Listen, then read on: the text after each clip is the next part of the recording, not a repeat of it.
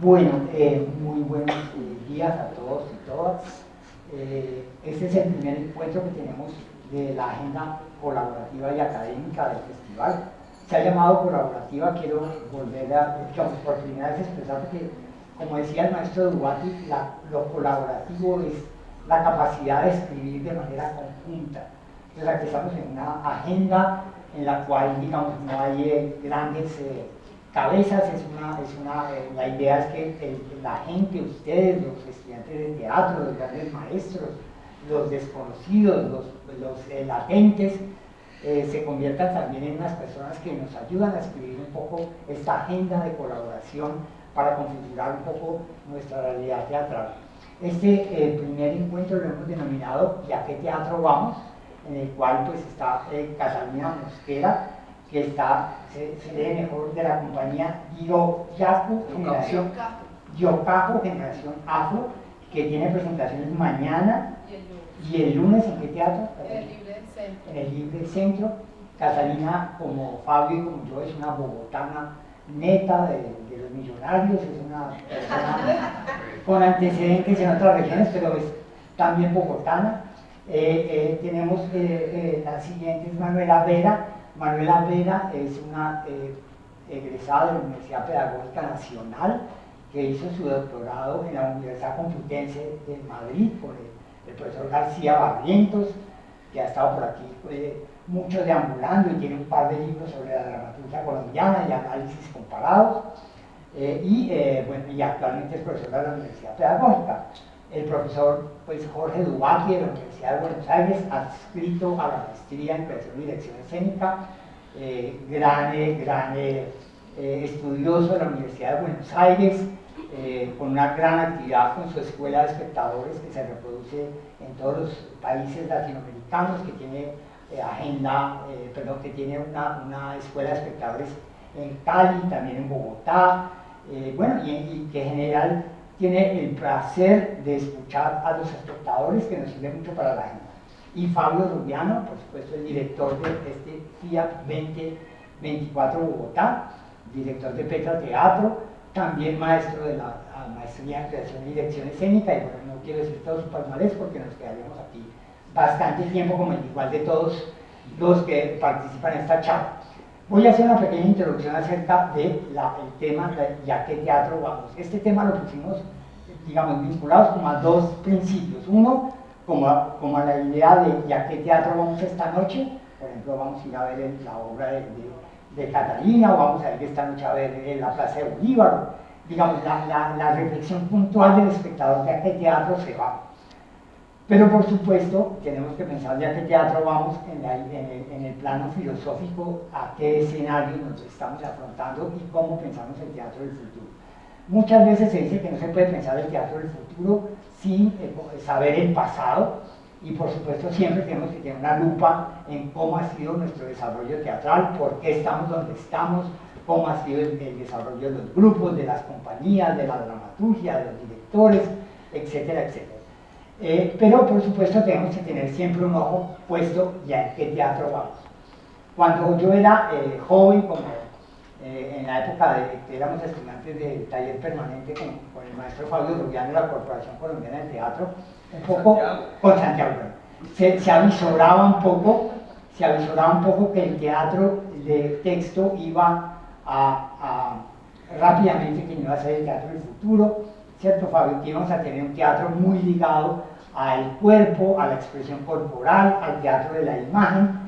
Y bueno, yo no pensaba que un poco estaba estudiando lo que no debía, pero pues el tiempo empezó a demostrar poco a poco que aparecieron dramaturgos, que aparecieron grupos, que aparecieron repertorios, que la reflexión sobre el teatro, digamos, clásico y nacional se abrió para los espectadores, y yo diría que de alguna manera en los años 90 la gran beligerancia que se planteaba sobre el teatro de imagen y del cuerpo, pues cumplió sus expectativas, pero no ha sido un teatro arrollador, no ha sido el teatro, y el teatro de alguna manera de autor se ha mantenido y ya, por lo menos en nuestro país, se ha fortalecido de una manera muy importante.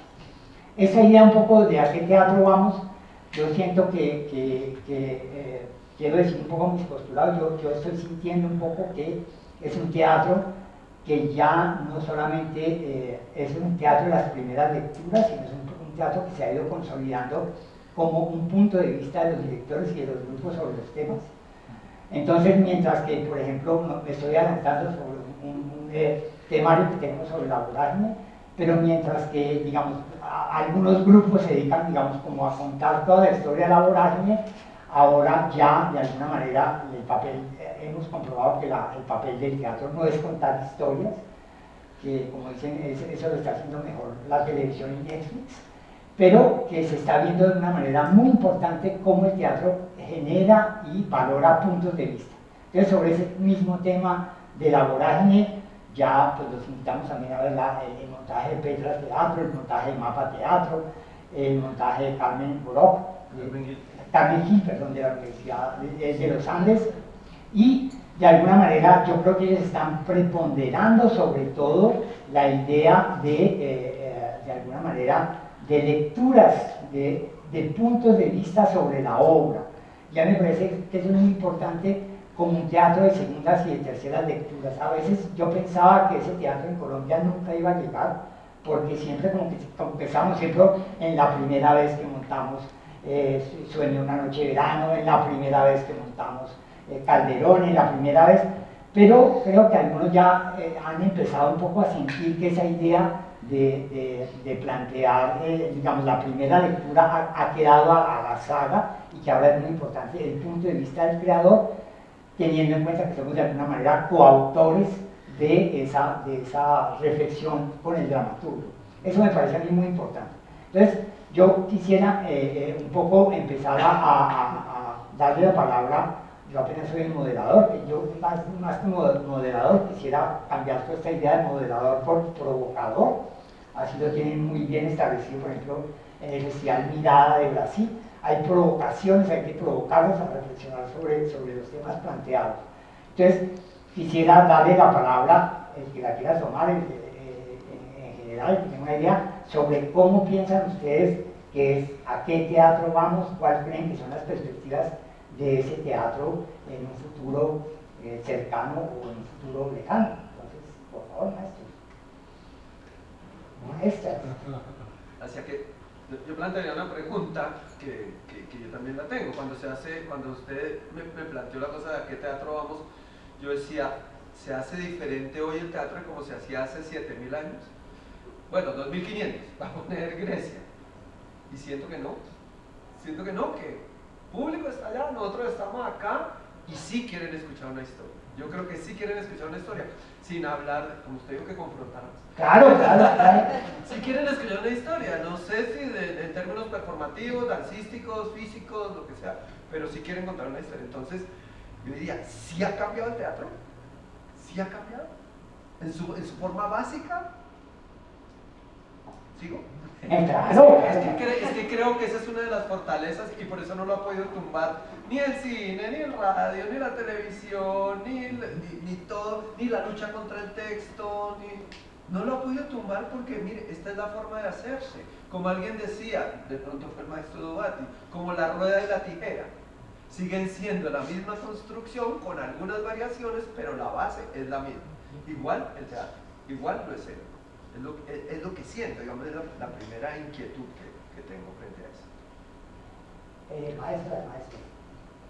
Pues, sí, bueno, estaba pensando a qué teatro vamos y es una pregunta efectivamente que nos invita a imaginarnos el futuro. Y a veces yo soy muy radical y digo el futuro no existe. O sea, eso es mi idea que vamos a dejarnos sorprender.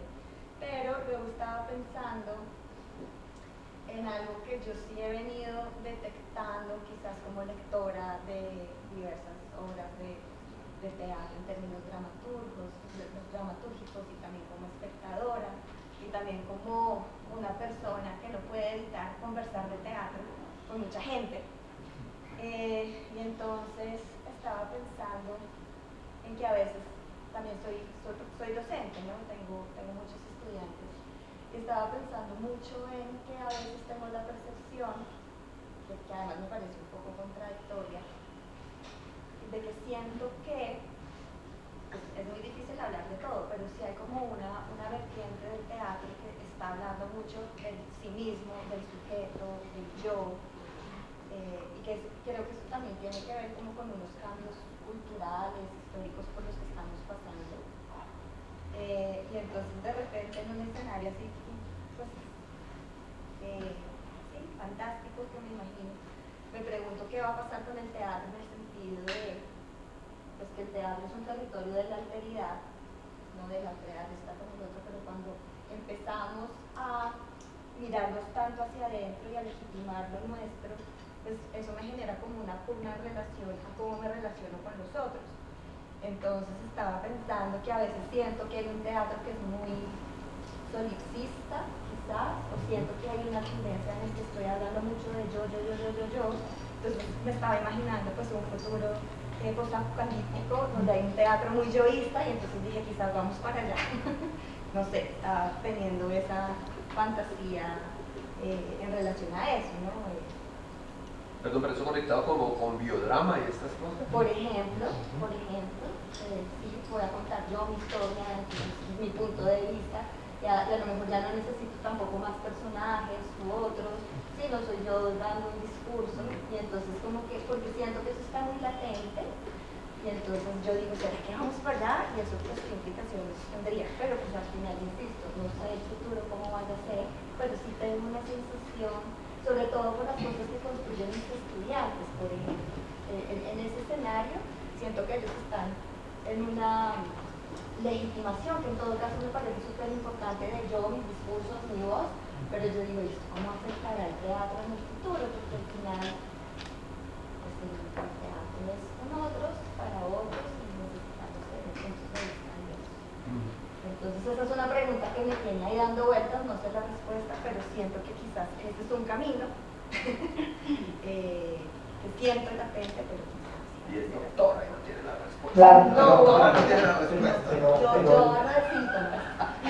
Yo quisiera darle la palabra al maestro Jorge Dubatí, porque el maestro Jorge Dubatí hemos un poco tocado ese tema acerca del teatro con esa mirada tan personal, y yo creo que sería muy interesante su punto de vista, porque ese es el teatro en el que estamos. No sé si hay más, pero siento que eso está muy latente y está ahí. Bueno, sigo. Yo lo que siento es que a partir de la pandemia, sobre todo, cuando se restringió lo que llamamos la cultura del convivio, no se podía la gente reunir, ¿se acuerdan? Que no podíamos estar más que en casa, no podíamos viajar tampoco.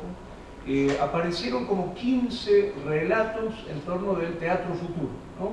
No los voy a nombrar los 15 porque si a alguno le interesa, tengo un articulito donde yo fui siguiendo las opiniones en mesas redondas, ¿no? Y me voy a quedar con 4, nada más, cortitas. Mucha gente que decía, y sigue diciendo, el teatro murió, no existe más el teatro. El teatro es una etapa del pasado que en realidad es algo que veníamos escuchando desde hacía tiempo, ¿no? De hecho, por ejemplo, en los diccionarios de estudios culturales, hay un investigador africano que se llama Honus Wata, que dice el teatro es nostalgia del pasado y tecnología, es como un parque jurásico que se sostiene sobre, ¿cómo se dice?, subsidios estatales, ¿no? Pero que si no desaparecería. Para mí ese relato está equivocadísimo, porque solamente decirles que en Buenos Aires, el sábado a la noche, hay 600 espectáculos para ver, entonces yo digo, la verdad... Es un muerto bien vivo. Ese muerto está vivo, está recontra vivo. Bueno, el otro relato es el que dice que el teatro se reformula como teatro digital, ¿no? Apareció esta idea de que el teatro convivial se reconfiguraba en teatro tecnovivial, ¿no? Y yo no estoy tampoco de acuerdo con esa teoría, porque desde mi punto de vista lo tecnovivial, le llamamos tecnovivial a la gran diferencia con el convivio. Esto sería un convivio, ¿no? Pero las personas que después vean la grabación a distancia, a través de tecnologías que permiten la sustracción del cuerpo del territorio, lo van a estar viendo de manera tecnovivial, ¿no? Entonces le llamamos tecnovivio a la transmisión telemática de un acontecimiento teatral, generalmente sin público, solamente la escena. Para mí eso es televisión. Y yo lo comprobé cuando me puse a hacer crítica de, comillas, teatro digital, porque tuve que salir a buscar información sobre focalización de pantalla, dirección de cámaras, texturas de sonido, texturas de colores, dispositivos, porque no es lo mismo verlo en un celular que verlo en un plasma de 2,50 metros. Es decir, para mí esa otra hipótesis es errónea. Yo hablaría de televisión, y hablaría de una tradición del teatro televisado, donde el gran protagonista no es el teatro, sino la dirección de cámara. Eso es algo que no sé cómo hacen los que creen que el teatro digital es el nuevo teatro, porque es como que ignoran que hay una cámara produciendo una absorción y transformación, ¿no? Lo que Lotman llamaría un sistema de modelización secundaria, ¿no? Bueno, no lo podemos ignorar. Para mí eso es más historia de la televisión que historia del teatro, ¿no? Ahora acaba de salir un libro de Francis Ford Coppola que se llama El cine en vivo. Y para mí es televisión. O sea, estamos en lo mismo, es decir, un acontecimiento vivo transmitido telemáticamente por estructuras televisivas, son las múltiples formas de la televisión. La tercera hipótesis es una hipótesis o relato con la que yo creo profundamente, y que es lo que acaba de decir Fabio. Hay poéticas de continuidad. Tenemos una continuidad histórica que la encontramos entre los aztecas, los japoneses, los hindúes, los bizantinos, los árabes, los africanos, que pareciera ser una categoría trascendental, ¿no? Es decir, que está incorporada a nuestro universo cerebral, ¿no? Antropológica, y es esto de nos reunimos, alguien con su cuerpo empieza a producir mundo paralelo al mundo, lo que Aristóteles llamaba poiesis, y alguien empieza a expectar, y de ahí surge una zona de acontecimiento, una zona de experiencia, una zona de subjetivación específica que solo es accesible en esos términos. Es decir, somos como las abejas. Las abejas están haciendo miel hace 10.000 años, 10 millones de años, ¿no? Y nosotros, creo que es lo que vos decías antes, seguimos haciendo miel como lo hacían las abejas hace 10 millones de años, ¿no? Bueno, y la última que, insisto, yo levanté 15 relatos, es muy interesante leer cada uno, pero el cuarto que yo destacaría acá y paro, es el que dice que hoy, en el nuevo contexto de la hipertecnologización, inteligencia artificial, tanques que inundan la ciudad de Buenos Aires con carteles que dicen tenés HBO, no necesitas nada más, ¿no? Esta idea de conectado tecnológicamente vivís perfectamente, no necesitas otra cosa, ¿no? En ese contexto, el convivio teatral se ha vuelto vanguardia, se ha vuelto experimentación, se ha vuelto innovación, se ha vuelto resistencia, digamos, se ha vuelto confrontación con las corporaciones, ¿no? Los cuerpos teatrales, como dice Cartoon, como confrontación con las corporaciones. Y esta teoría también me gusta. Entonces, yo personalmente creo que si vamos a futuro, el teatro es como la miel de abeja. Y también el teatro es frente a un avance tecnológico, un espacio de resistencia y de reelaboración, donde la cultura del convivio, la cultura del cuerpo vivo, reunido, produciendo poiesis con el cuerpo, adquiere una capacidad maravillosa de resignificación. Y por eso está tan vivo hoy. Lo vemos en la cantidad de estrenos, cantidad de festivales, bueno, la asistencia a las escuelas, la cantidad de alumnos que hay en las escuelas, más allá, bueno, de que después se hagan usos diferentes, ¿no? Pero yo me quedaría entonces con esas dos hipótesis. La miel de abeja, que va a seguir produciéndose, salvo que las abejas desaparezcan, que no creo que pase, y y esperemos que no. Y la cuarta hipótesis, que sería una resignificación de la cultura del convivio, como dice Marshall McLuhan, ¿no? en ese famoso libro maravilloso sobre la transmedia, ¿no? Un libro de los años 70 justamente, donde él dice: el medio es el mensaje. Es decir, que el convivio, la poiesis corporal, la reunión, el cuerpo, es el mensaje, más allá de la historia, de las formas, de las poéticas, ¿no? Bueno, hasta ahí. Maestra, por favor. Bueno, yo creo que el teatro al que vamos es un teatro expandido, es un teatro que habla desde diferentes lugares, puede ser la imagen, el cuerpo, como lo comentaba Pablo, donde el mundo sonoro va a primar, ¿sí? Donde lo audiovisual o lo multimedial juega un papel importante. Creo que esos son como los mecanismos o las maneras como el teatro hace para mantenerse. Depende del tiempo, la época, se va acomodando, se va revolucionando, se va rompiendo, ¿no? Como rompiendo camino para estar. Sí, creo que va a ser y se va a permanecer en el tiempo. La pregunta que a mí esto me suscita, o esta invitación, la provocación, es que es sobre la historia.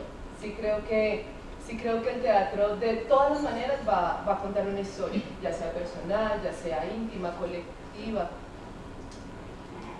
Y creo que el foco central para estas historias es a partir de la formación, es a partir de lo que pasa en la academia, es a partir de lo que pasa en el interior de los grupos, es a partir, y porque hablo de la academia puntualmente, porque yo creo, visualizo, me imagino, y creo y espero que así sea, que el teatro donde vamos es un teatro que habla de todas las voces, desde la academia, es un teatro que teje desde la academia. ¿Por qué lo digo? Yo soy actriz de la Academia Superior de Artes de Bogotá, y esa era una sola forma de hablar, ¿sí?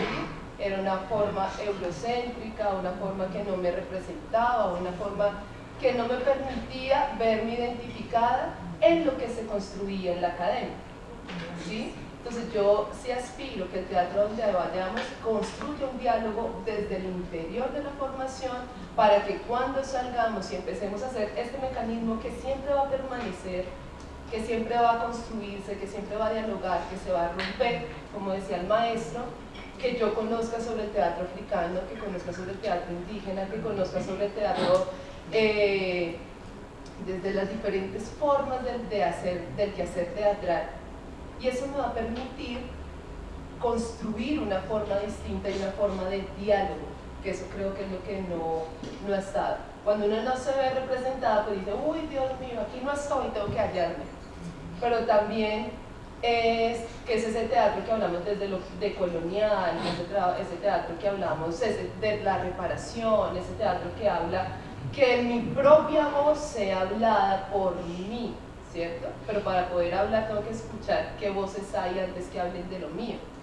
Y siento que eso, desde ahí, creo que si hacemos eso, va a haber otro tipo de teatro en el futuro.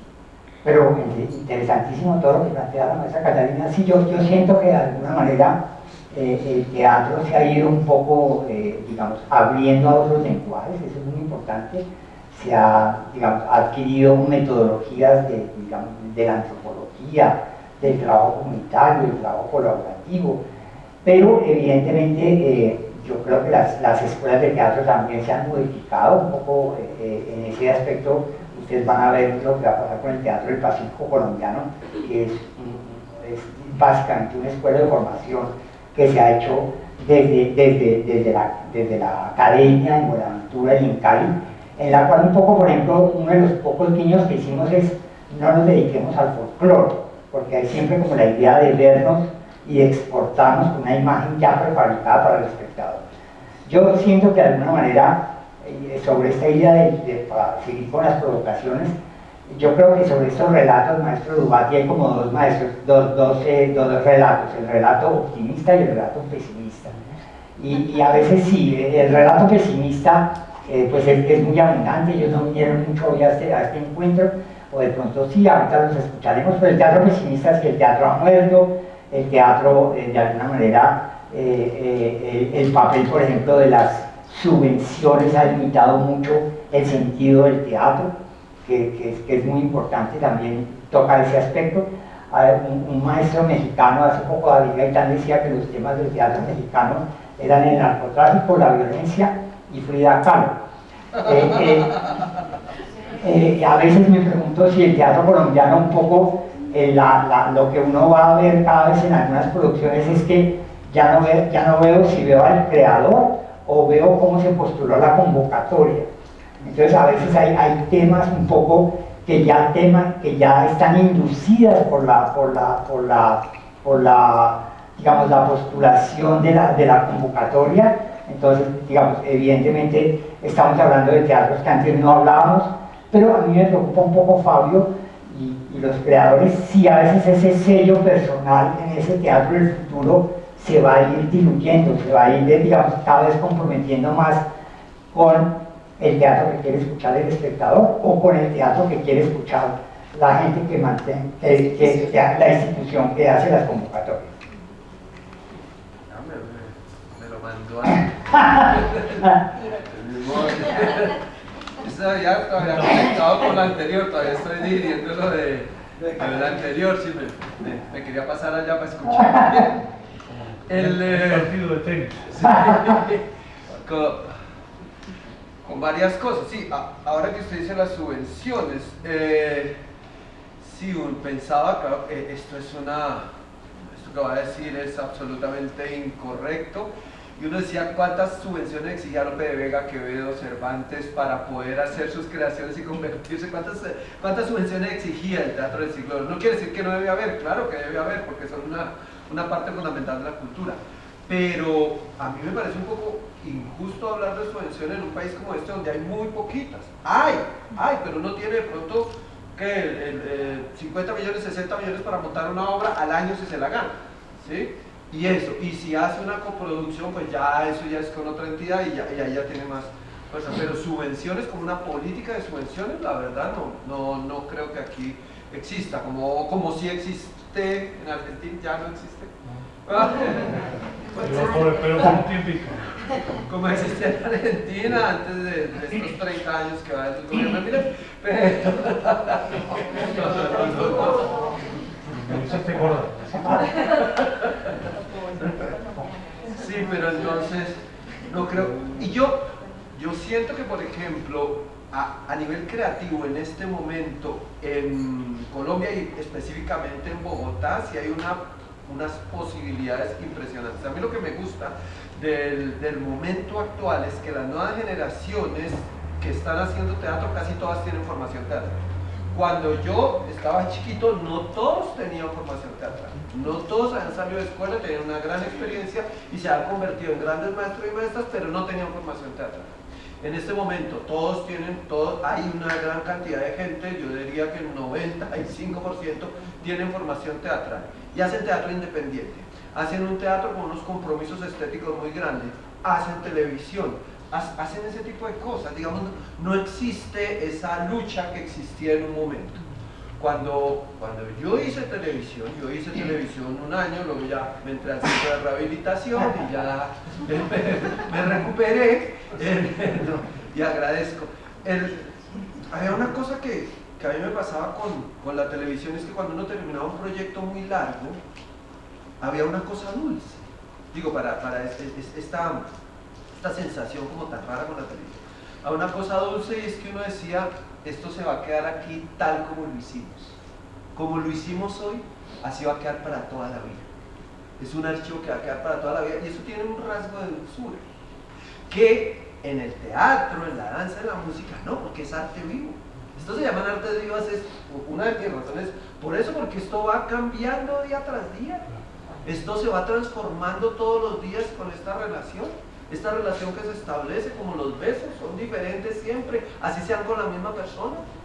Eso siempre va a cambiar, siempre tiene esa transformación. Dentro de los nuevos conceptos, cuando uno dice, ¿será que estoy buscando tener un tema que se acerque a los lineamientos de la beca, que sea intercultural, que sea ¿cómo es que se llama? Inclusivo, pero interdisciplinar, esa es la palabra. Que sea interdisciplinar todas esas palabras, que incluya una presencia nacional, puede ser. Pero también veo que hay mucho acento en biodrama, y que viene reminiscencia de Chile, que es una cosa preciosa. 10 funciones en Aviñón, absolutamente llenas, toda agotada. 10 funciones en Aviñón. Le fue maravilloso y es biodrama. Pero, ¿eso es nuevo? ¿Cuántas veces nosotros hemos escuchado taxistas, papás, mamás, usted conociera mi historia? Usted supiera mi historia, se haría millonario. ¿Hace cuánto está instalado? ¿Usted no sabe quién soy yo? ¿Usted no sabe quién soy yo? Empieza tu biodrama, empieza tu biodrama, o como dice el comediante mexicano, perdón, ¿usted sabe quién es usted? ¿Por qué no me lo pregunte a mí? Pregúnteselo a usted, ¿usted sabe quién es usted? Entonces, digamos, esas preguntas yo no creo que estén acercándose a ninguna beca. Una cosa que me alegra actualmente, regreso del texto. De texto desde diferentes lugares. Claro, deconstruido, roto, manipulado, que se cuenta la historia de alguna manera, con una estructura fragmentada, con fragmentos de acción desaparecidos, nunca con la ausencia del personaje. Eso sí, me parece muy complicado. Eso sí todavía no lo entendería. Pero sí creo que hay una gran libertad, que es lo que más me gusta de las nuevas generaciones. Y para terminar, que lo he dicho varias veces, cuando hace 40 años, cuando uno quería presentar su obra, hacía fila a ver qué teatro le abría, a ver qué teatro le abría un cupo y le dejaba hacer. Ahora las nuevas generaciones esperan a que le abran un teatro. No, va a presentar la obra en la sala de mi casa, en el apartamento de un amigo, en un bar, en una galería, en una cafetería. Me convierto site specific todo mi universo y hago mi obra. Entonces no hay limitaciones. Yo sí siento que hay una gran libertad, y eso me parece que hace que el teatro vaya a durar mucho tiempo, con nuevas propuestas. Sí, yo creo que hay muchos matices. O sea, creo que lo que está detrás de lo que estás preguntando tiene que ver también con la manera en que funciona la cultura y las pugnas que hay en la cultura. Que tiene que ver también con, esto no lo digo yo, esto lo dice Raymond Williams, que fue un teórico, historiador, novelista, apasionadísimo por el teatro. Y él dice que justamente en los procesos culturales hay una pugna y una tensión siempre en lo social y en lo individual, ¿sí? Y que muchas veces lo social, que en el caso de tu pregunta podríamos decir que está representada en esas instituciones que generan las subvenciones, y que digamos esas subvenciones también están diseñadas a partir de una ideología que digamos es la dominante en este momento, que a lo mejor tiene que ver en este momento con la idea de la transdisciplinaridad, sí, que no hay límites necesariamente en las obras artísticas, que hay que hablar quizás también de lo de colonial, que le pareció esa teoría también. Entonces vamos a legitimar eso, y digamos que esas instituciones como representantes de esos discursos sociales pues nos invitan a ponernos en esa sintonía. Sin embargo, por otro lado está, digamos, lo individual, el trabajo pues del artista, que muchas veces tiene que ver también con el hecho de que es una búsqueda porque está vivo, y uno a lo mejor no sabe qué va a terminar eso que está haciendo. Entonces hay una pugna ahí, hay un construir algo que no se sabe para dónde va, que también está, digamos, permeado por unas tradiciones, en el caso del teatro, pues por unas convenciones que a lo mejor uno debe conocer pues para hacer teatro, porque si no a lo mejor es otra cosa. Pero también está en pugna con el hecho de mis impulsos, mis emociones, lo que a mí me pasa, que tampoco sé eso que va a ser, porque uno no sabe con qué uno se va a levantar o cómo se va a hacer. Pero también se combina con el hecho de que yo hago parte de una sociedad, y que esa sociedad de la que yo hago parte pues también está en pugna, está en tensión conmigo como individuo, y que yo también soy la típica metáfora maravillosa de la esponjita, de la esponjita que va absorbiendo lo que va pasando socialmente, y que uno de una manera consciente o inconsciente a veces es muy consciente, otras veces no, ni idea, pero uno también va dialogando con lo que va pasando en su entorno, ¿sí? Y a veces esas cosas se filtran en esa creación, pues porque está ahí, ¿sí? Finalmente esos cambios, también lo dice Raymond Williams, esos cambios como tan importantes en el teatro moderno que hacen Nielsen y Strindberg, pues son cosas que están ellos explorando y que a lo mejor no tienen tanta conciencia de qué es lo que están haciendo y les salió así. Sí tenían unas preguntas, pero también en esas innovaciones o transformaciones de las convenciones, lo que aparece es que la sociedad está cambiando y yo soy parte de esa sociedad, ¿sí? Entonces ahí hay otra pugna. Entonces, pues yo pensaba, bueno, pero pobre Luis Enrique Osorio, cuando dicen es que él estaba ahí para complacer al público y era muy complaciente con su público, pues en la historia del teatro colombiano aparece mucho este comentario y uno dice, bueno, pero si yo quiero ser un actor, un director, un dramaturgo, pues yo quiero tener un público y buenísimo tener una relación con un público. O sea, como que siento que igual uno necesita tener un público y uno quiere conectarse con su público. Y a lo que hoy es que sí, el público hay que formarlo de todas maneras, porque el público también a veces necesita formarse, pero a lo que hoy es que bueno, pues igual esa subvención que está proponiéndote unos temas, porque ideológicamente hay algo en el mundo que está cambiando, pues bueno, pues me voy a presentar esta vez a esta subvención, está bien, pero eso no me va a quitar que yo en mi trabajo también íntimo, personal, pues esté explorando otras cosas, o sea, porque también creo que el proceso artístico o el trabajo de principalmente dice Raymond Williams, de un creador.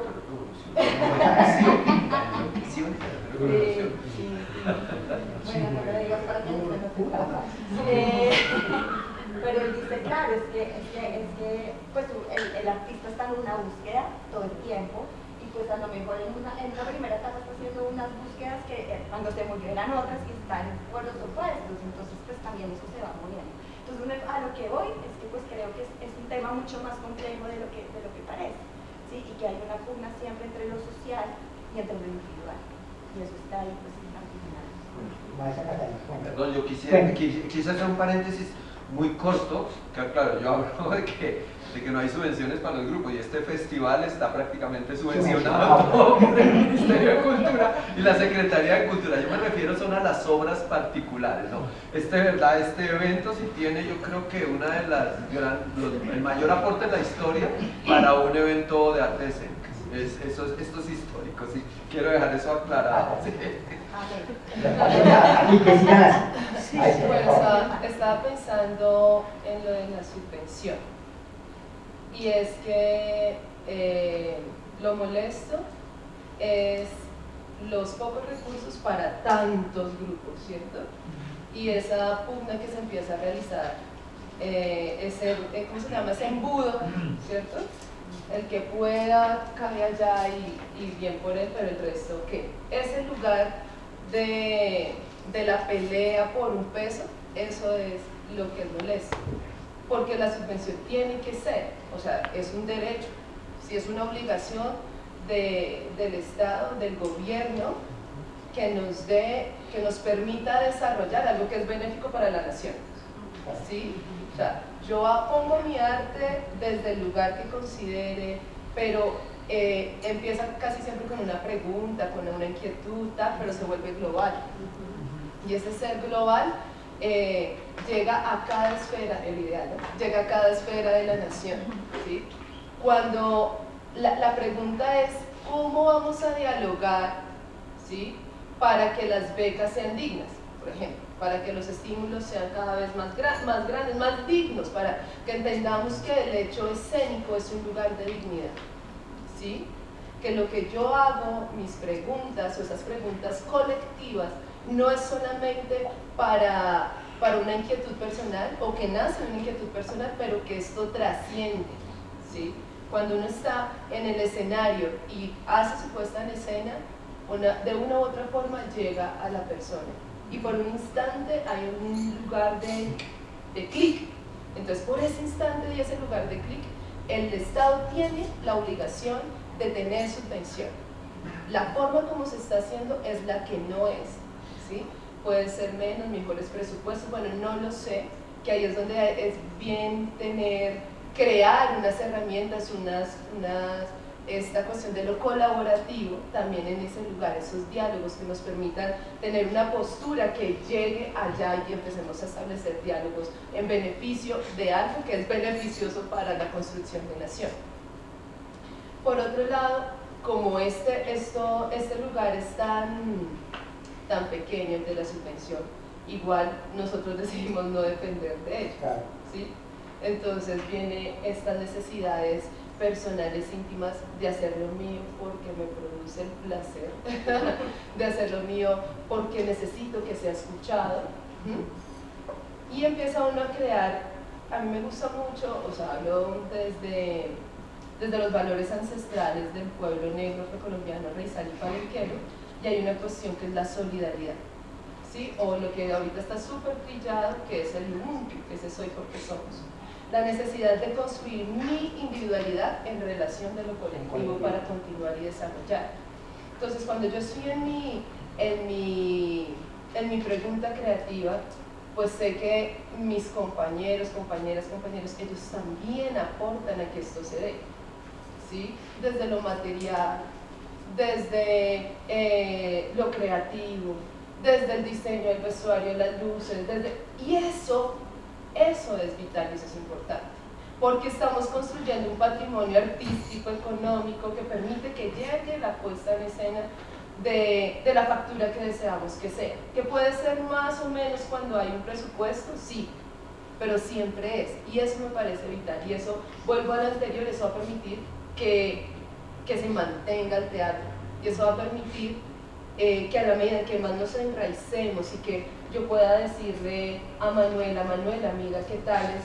Y después con el maestro y luego contar, eso va a permitir que se construya y que estas disputas se den, que puede que no se aclaren, pero sí producen una construcción del hecho escénico. Entonces, para concluir, la subvención tiene que... Yo quiero continuar un poquito con una idea que dijo el maestro Fabio Rubiano, que es la idea de que evidentemente las escuelas de formación... maestro, por favor. Nada más, lo hago cortito y complementando, y no voy a repetir todo lo que se dijo. La primera cosa que los estados, como estados burocráticos, digamos, que necesitan tener una estabilidad en relación a la constitución de ciertos referentes, la bandera, la escarapela, el himno nacional, todas estas cuestiones que no tienen mucho que ver con las verdaderas territorialidades, ¿no? Porque yo le pregunto a mi hijo o a mi papá qué significa el himno para él y no significa lo que significa para el Estado burocrático, digamos, la gente se apropia, hace otras dinámicas, ¿no? Entonces yo creo que desde que empezó a consolidarse la modernidad, ya aparecen las políticas culturales de Estado. El mejor ejemplo es Francia, siglo XVII, Cardenal Richelieu, Luis XIII, Luis XIV, armando la Académie, ¿se acuerdan de letra francesa? La Real Imprenta, la Escuela Real de Teatro, la Escuela Real de Música, la Escuela Real de Danza, es decir, el Estado tomando un posicionamiento y al mismo tiempo generando jerarquías, ¿no? Por ejemplo, no sé si se acuerdan, el Estado francés, por ejemplo, a través de la imprenta y de la Académie, decidían cuáles eran los autores en octavo, ¿no? Que eran in folio, que son los libros grandes, ¿no? Cuando la hoja de papel con el que se imprimía se doblaba en dos, cuando eso se hacía en cuarto y cuando se hacía en octavo, es decir, qué autor iba al libro grande, qué autor iba al libro mediano y qué autor iba al libro chico. Es decir, esto es una tradición de los estados modernos, que forma parte de su régimen, ¿no? Ahora, siento que los campos teatrales siempre desbordan, y fundamentalmente desborda por los teatristas, pero también por los espectadores, ¿no? En este sentido, yo creo que hay tres grandes tipos de espectador, ¿no? Hay un espectador, yo lo llamaría impermeable, no le interesa el teatro, puede vivir sin teatro, no sabe que existe el teatro y está perfecto que sea así. Un hombre feliz. Claro, una persona que no necesita el teatro. Yo esto lo sé porque en mi escuela de espectadores, la mayoría son mujeres, ¿no? Son unos 400 alumnos, de los 400 alumnos, 360 son mujeres, ¿no? Y muchas de ellas vienen y me dicen, ¿qué hago para que mi marido quiera ir al teatro conmigo? Y yo le digo, no hagas nada, anda con tus amigas, anda con tus amantes, anda con quien sea, pero no lleves a alguien que no le interesa, porque te va a sabotear la obra, te va a hacer pasar un mal momento. Uno como espectador los identifica claramente. Son esos espectadores que se te sientan al lado, a los 10 minutos están moviéndose, abriendo el celular, de pronto tienen que mirar al escenario y están mirando la oreja al lado. Y vos decís, ¿por qué traen a esta gente a los teatros? ¿No? Digamos, no trabajemos con ellos, no trabajemos con ellos. El segundo tipo de espectador sería el espectador que vive como en una sopa cuántica y por lo tanto elige el teatro entre 800.000 otras cosas. Ponele esta noche, a ver, ¿qué tengo ganas? ¿Netflix? ¿O qué tengo ganas? ¿De ir a un concierto? ¿Qué tengo ganas? ¿De ver algo en la web? O teatro. Y hoy vamos al teatro, ¿no? Es decir, ese es otro tipo de espectador. Para mí el más interesante, que es el con el que trabajamos en las escuelas de espectadores, es el espectador que construye un vínculo existencial con el teatro. Es decir, es la persona que te dice lo que te dice un teatrero, ¿no? A mí cuando empecé a hacer mi doctorado me entrevisté con mi maestro Tato Pavlovsky, Eduardo Pavlovsky, sobre quien hice el doctorado, y Pavlovsky me dijo claramente, mirá, lo de la comunicación está bien, pero si yo no hago teatro me muero. Es decir, el teatro es mi existencia, el teatro es el momento en el que yo me siento más conectado con el mundo. Lo peor que me podría pasar, esto me dijo Pavlovsky, es despertarme algún día sin deseo de hacer teatro, ¿no? Los espectadores les pasa lo mismo. Yo noto cuando estamos cerrando el año en la escuela de espectadores, vienen los tipos, los espectadoras me dicen, che, ¿qué se puede ver ahora en diciembre? Y me voy a Mar del Plata, me voy a Barcelona. ¿Vos sabés qué puedo ver? Es decir, aparece esta idea de necesito el teatro como lo necesita Pavlovsky, pero desde el lugar del espectador, ¿no? Entonces me parece que eso no lo controla ni el Estado, ni los organismos privados, ¿no?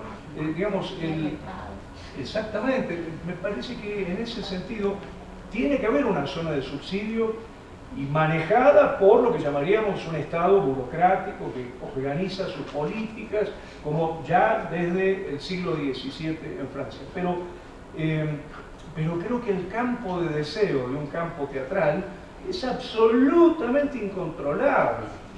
Y eso es lo maravilloso que tiene un campo teatral. Por eso yo creo que en la Argentina, por ejemplo, el teatro más potente es el teatro independiente. Y es justamente un teatro independiente del Estado, más allá de que hay pequeños subsidios a través del Instituto Nacional del Teatro, ¿no? Pero, o Proteatro, otros organismos, pero la sensación es que se funda en el deseo, en un campo de deseo, ¿no? Y eso no lo controla ningún subsidio, no hay manera. Yo quisiera un poco abrir un nuevo tema, qué pena, maestro Jorge, con la idea que planteó Pablo Rubiano acerca de que evidentemente las escuelas de teatro han hecho una labor muy importante en la formación. Cuando uno quiere hacer una obra, tiene que elegir entre muchos actores que generalmente ya están mucho mejor formados, que tienen un trabajo sobre el texto, sobre el cuerpo, sobre la palabra. Pero ese es un aspecto del teatro a donde vamos.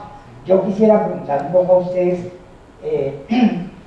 qué tipo de formación se requiere para el futuro, para el teatro que queremos. ¿En qué sentido? Yo siento, por ejemplo, que hay como una obra, Pablo, todos, Catalina, Manuela, que es la idea de que yo creo que estamos en un teatro que cada vez investiga más. Ya la gente no tiene esa facilidad, ese facilismo de poder la obra de la biblioteca y trasladarla al escenario con sus intuiciones, sino cada vez la gente se está entendiendo que tiene que hacer estudios antropológicos, de química, de política, etcétera, etcétera, y eso es muy importante. Pero en ese teatro de investigación, yo quisiera decir qué falta en ese teatro que queremos.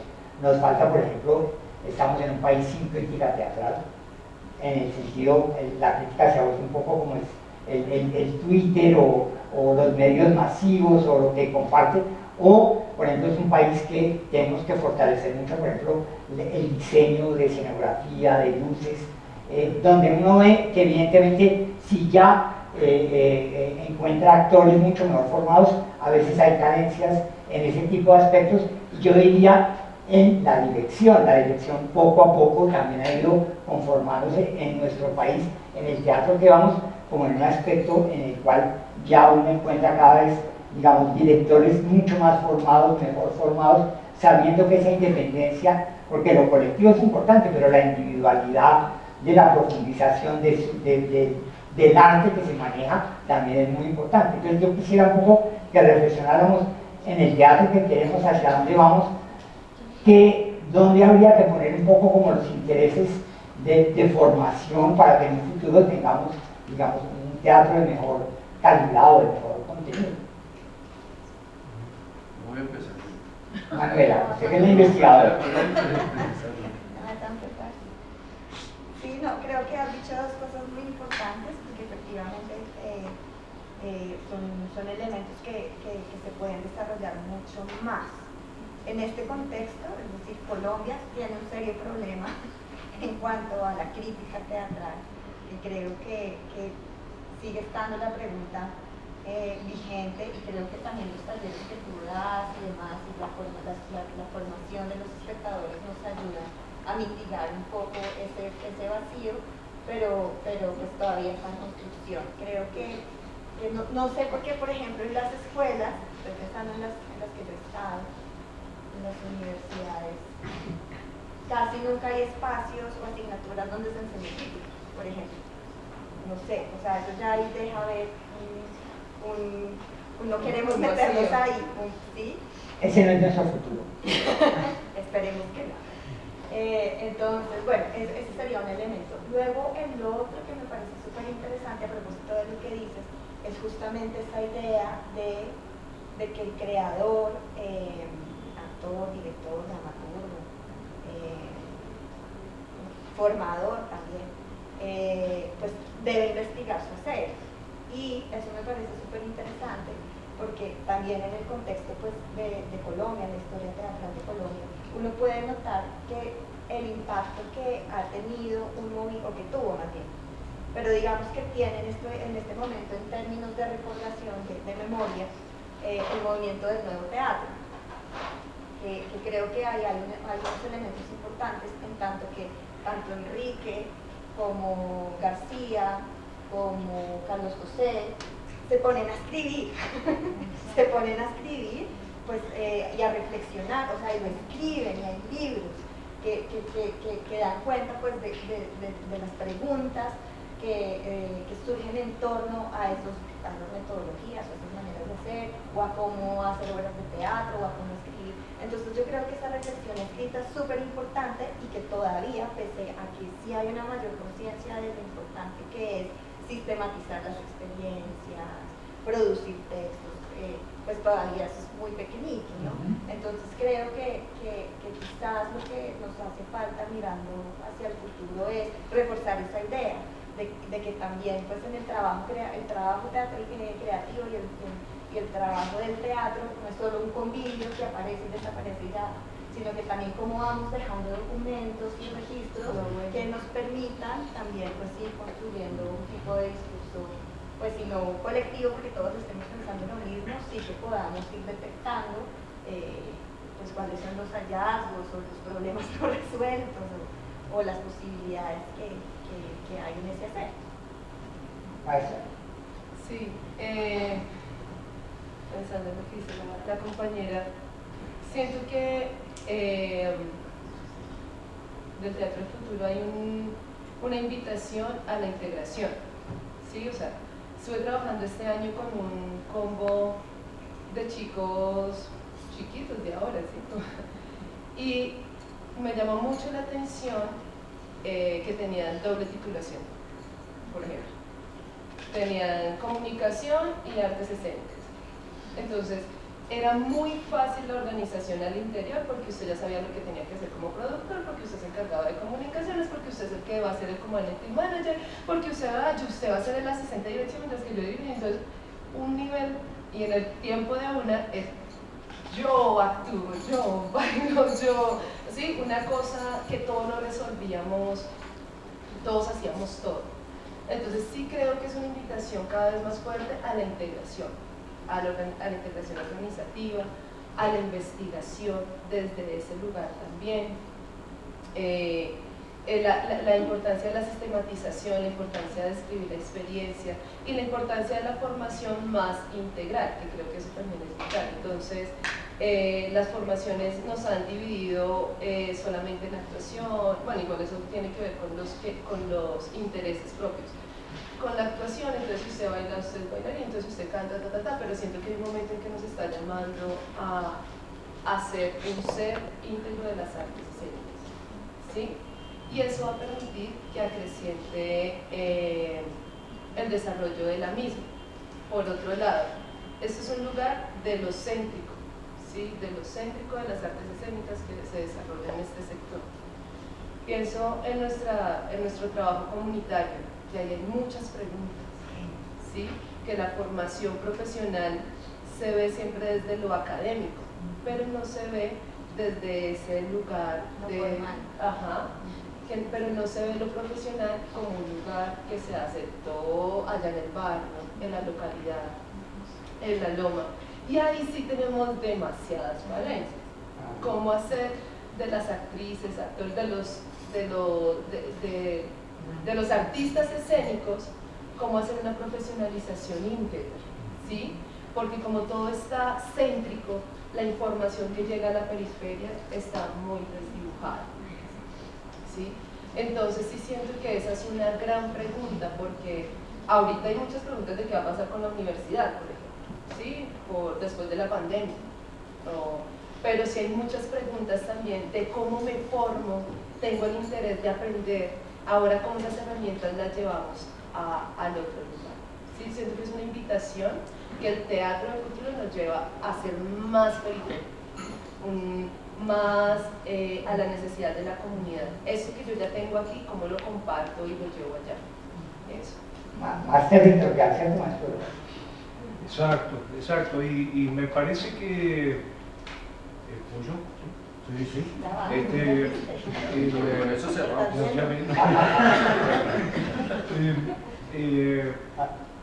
Me parece que como el teatro es territorial, ¿no? Cada campo teatral tiene que conocer su territorio, ¿no? y ver dónde están sus ventajas y sus desventajas y articular las políticas de acuerdo a la realidad territorial, ¿no? Totalmente de acuerdo con lo que decías recién, porque de pronto las necesidades de un campo teatral como Mar del Plata, en Argentina, no son las mismas que las de Buenos Aires o las de Córdoba o las de Tucumán, ¿no? Si hablamos de los teatros argentinos en plural, no un teatro argentino, sino los teatros argentinos con realidades territoriales muy distintas. Ahora, yo creo que tenemos que estar atentos a trabajar en todos los andariveles, ¿no? Por un lado, la producción de conocimiento desde el artista investigador, ¿no? Que me parece fundamental, esto que recién decía Manuela, ¿no? Esta idea de el autoconocimiento, la autorreflexión, la producción de usinas de pensamiento y de educación, ¿no? Por otro lado, está el tema del espectador, no hay duda, que tenemos que trabajar en formación de espectadores. Digamos, ya lo dice Platón en el libro Leyes, siglo IV a.C., cuando Platón propone el concepto de teatrocracia para nombrar a las audiencias, a los públicos saboteadores de los encuentros artísticos. Lo que dice que los espectadores griegos se portan mal, sabotean los espectáculos, entonces hay que educarlos. A ver, desde el siglo IV antes de Cristo, la teatrocracia, dice, ¿no? Es decir, el imperio tirano de los espectadores saboteadores, por decirlo así, ¿no? En ese aspecto creo que está este tema fundamental, que creo que hay una gran conciencia, ya es agenda de gobierno, ¿no? Acá está Margarita Rosa Gallardo, que es una escuela de espectadores increíble en el Teatro Di Tinambo y que está movilizando todo el tiempo los encuentros internacionales justamente de discusión sobre formación de espectadores, pero también tenemos que atender, por ejemplo, el tema de la gremialización, ¿no?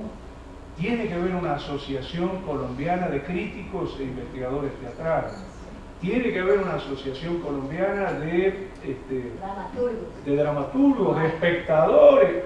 Tiene que haber. O sea, nosotros en Argentina, por ejemplo, acabamos de fundar en 2019 la AETAE, que es la Asociación Argentina de Espectadores de Teatro y Artes Escénicas.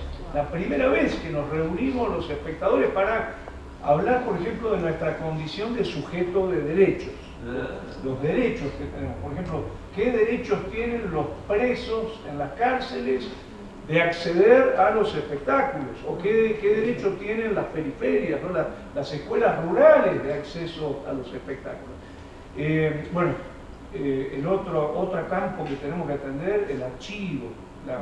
Necesitamos hacer historia, necesitamos guardar los materiales, que es un tema que no estamos, digamos, ahora está en agenda, pero no somos muy conscientes de esa cuestión, ¿no? Entonces creo que tenemos que atacar todo al mismo tiempo, por supuesto, distribuyéndonos, armando grupos, armando red, armando asociaciones.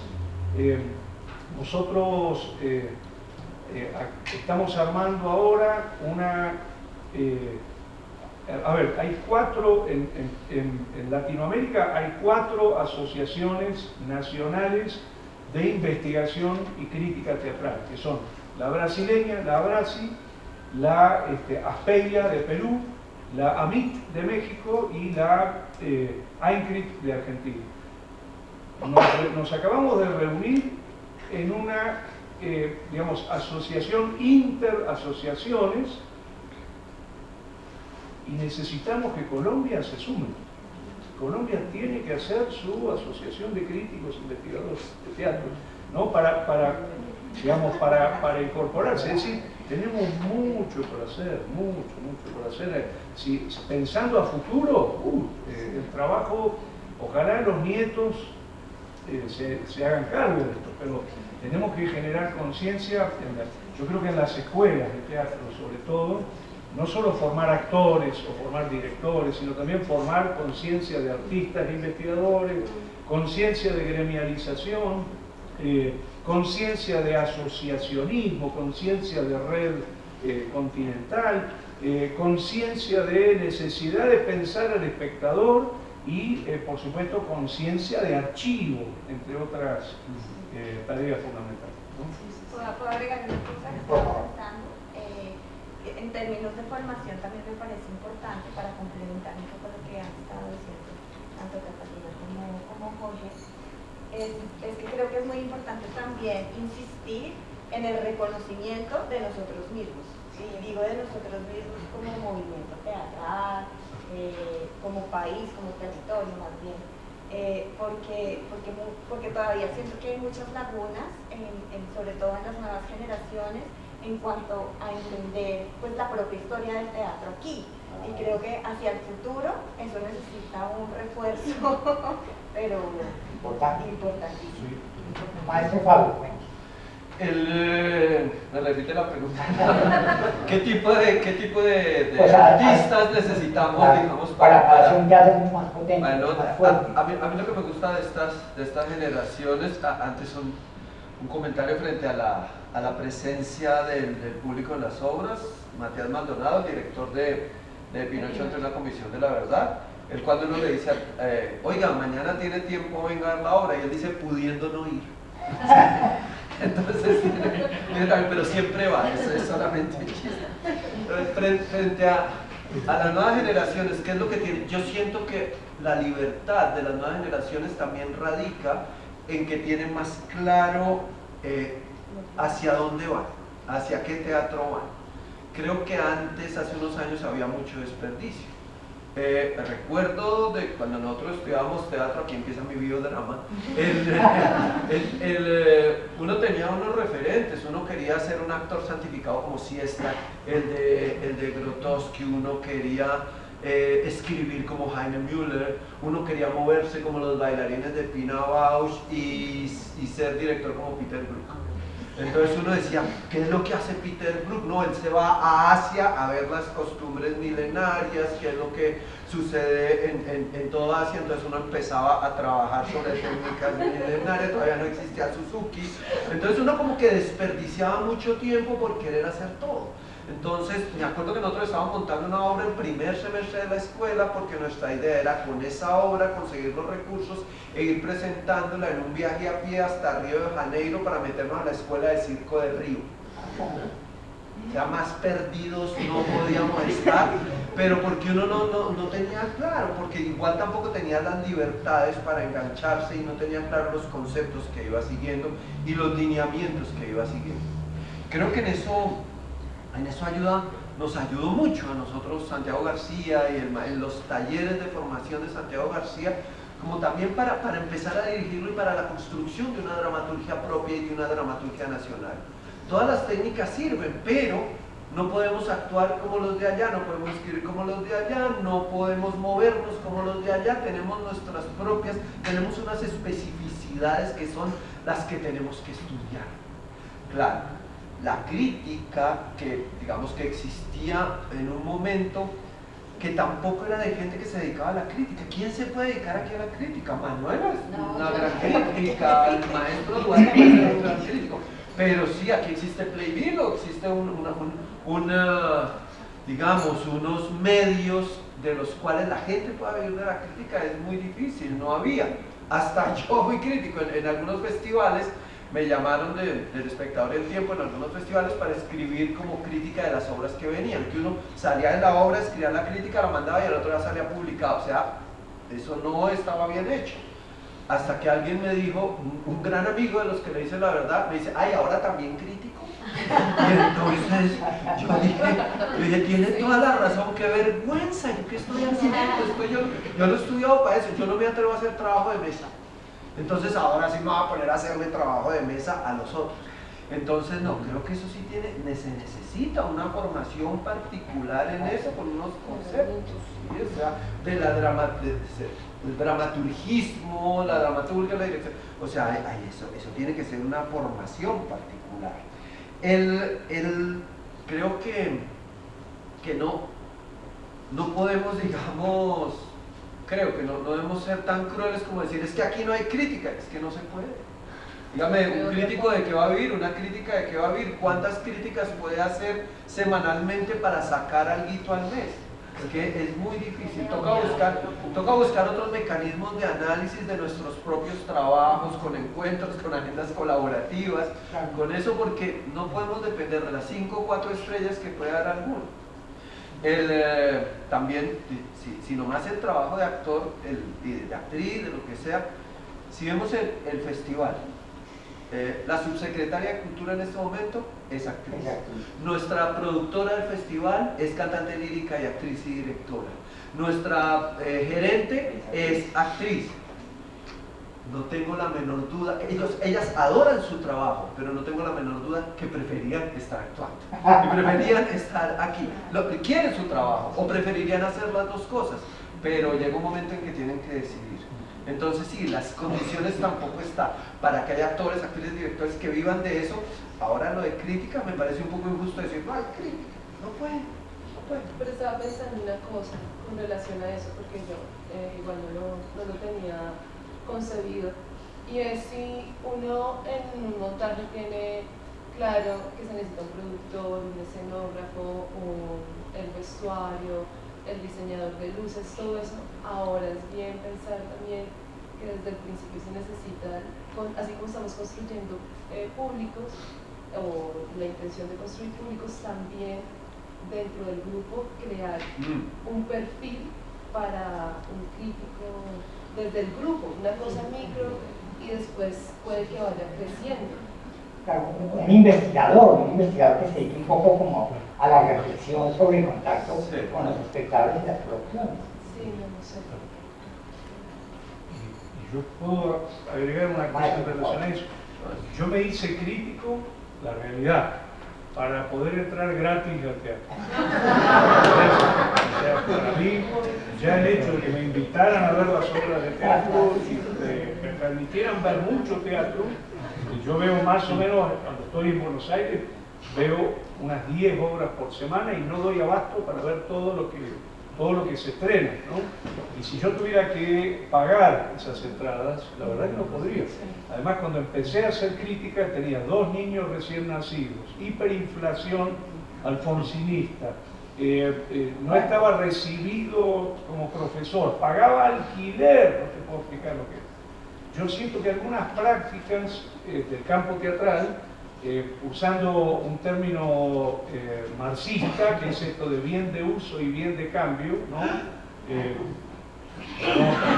Bueno, estamos hablando de Raymond Williams, Ya fue, pero no era de cristal.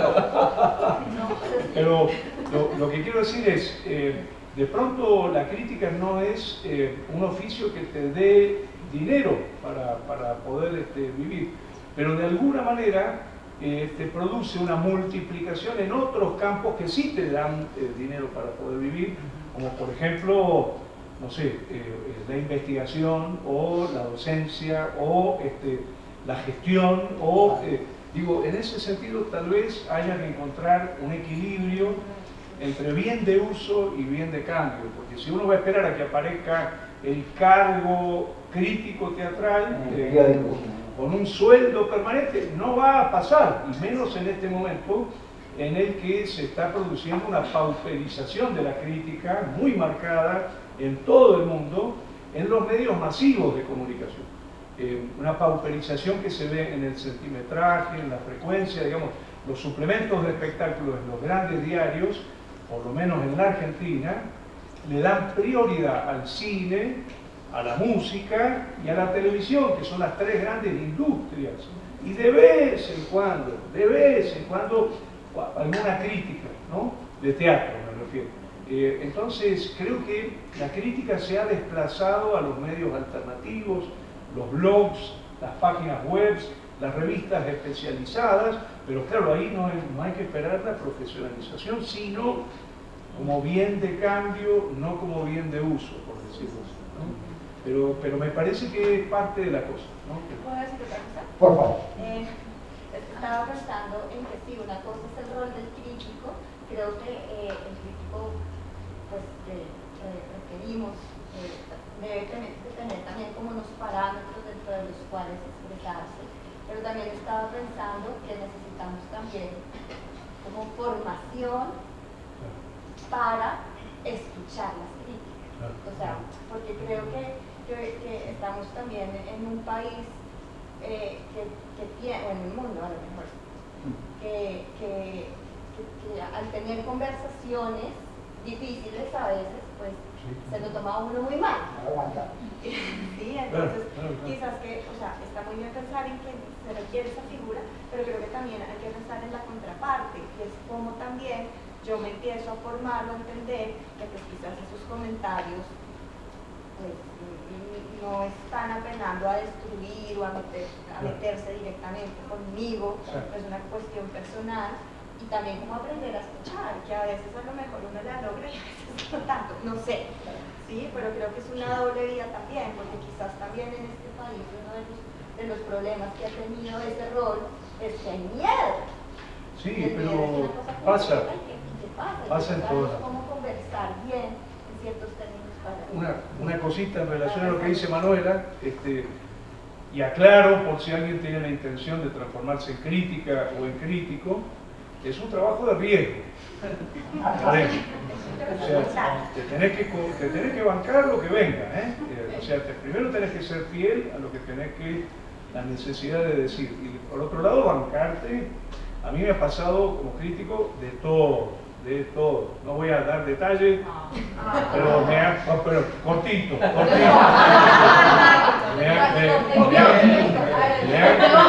Me han prohibido entrada a los teatros por una crítica que además está escrita con una elegancia de Luis XIV, justamente. Me han dejado mensajes por teléfono, o poner, suena el teléfono en mi casa y yo digo hola, y del otro lado empieza, hijo de puta, y le digo, ¿quién habla? Ya sé de qué obra es. Es parte de la cosa. O por ejemplo, cagarte a trompadas también. Estar en un hall de un teatro charlando con un amigo y ver con el ojo del costado que viene un tipo corriendo y dichosamente mi amigo me agarra y me corre milímetros y la trompada me pasa, ¿vieron? Como la bala De Matrix, ¿no? Me pasa la trompada así y yo me tiro para atrás que si no me rompía la cara. Digo, y yo soy de una elegancia de salón, ¿eh? Artes vivas, maestro, artes vivas. Pero eso forma parte de la cosa, digo, por si alguien está pensando en... No, pero eso no pasaría acá este es un país donde nos queremos mucho, en el medio, y no existe el tipo de tensiones, ¿no? Bueno, si les parece...